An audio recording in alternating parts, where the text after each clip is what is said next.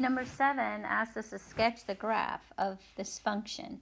And this is a piecewise function. And we learned a lot of things that will help us graph piecewise functions. So let's just get right to it. Okay, so this function, the first one, g of x is equal to 4 minus x cubed, can be rewritten negative x cubed plus 4. And that's just the graph of x cubed and moved up 4 and reflected. So we know that it's usually 0, 0 where x cubed is, so going up 4 would put a point right here, right? We also know the end behavior of this will be coming from this side because it's a cubic function and it's negative. Positive would be like this. This is negative, this would be positive. So I'm going to just pick a couple of points.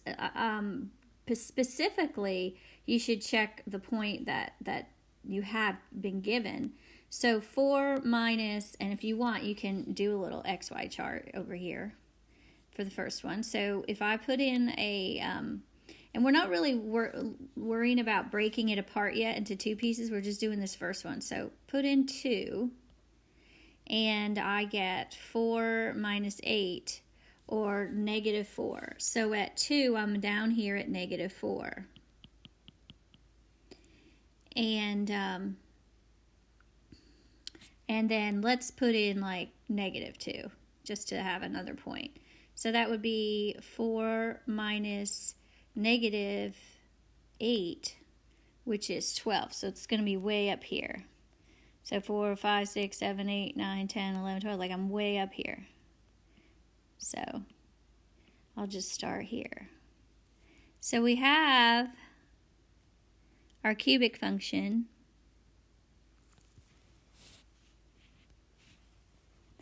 And I bet if I put in 1, what do I get? 3. So yeah, there's a point right there. And if I put negative 1 in, I get 5. So there's a point right there. So we have that part, but now it's just this for where it's less than or equal to 2. So I have to erase everything past, everything past this 2 down here. So, but it's less than or equal, so this is a solid dot because it just stops there, and this will continue on. All right, so that's the first one. I've got the first half of the graph. Now the next one is the absolute value of x over 2 when x is greater than 2. Well, guys, won't x always be greater than 2 if it's starting out x greater than 2? So you would say this is the same thing as g of x is equal to 1/2 x, x over 2. So that's simply the function that goes through, I'm going to use yellow this time. It goes through this, right? Nope, didn't do the slope right. That would be 1x. So it starts at 0, but it goes up 1 over 2. So 1/2, so it's this. Okay. So it's this graph,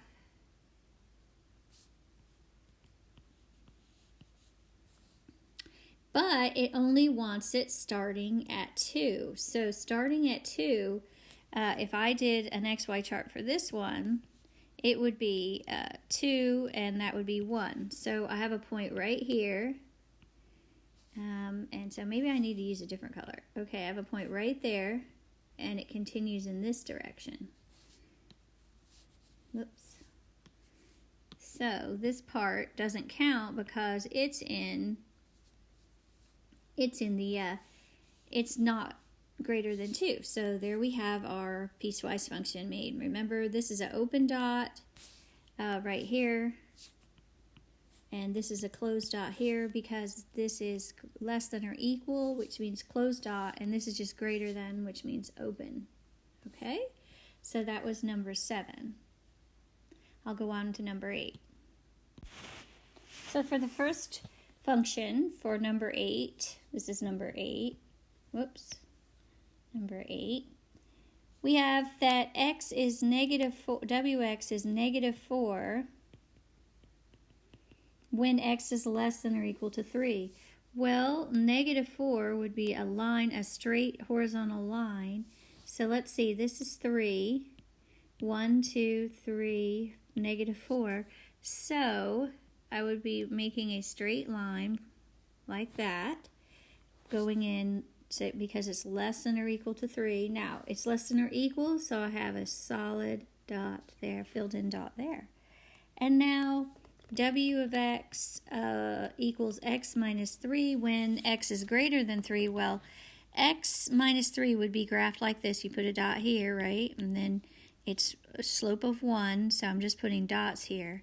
So it says greater than 3, so I'm at 3 right here, so I just have an open hole, and then I can continue with this, and actually the only part of it that exists is that.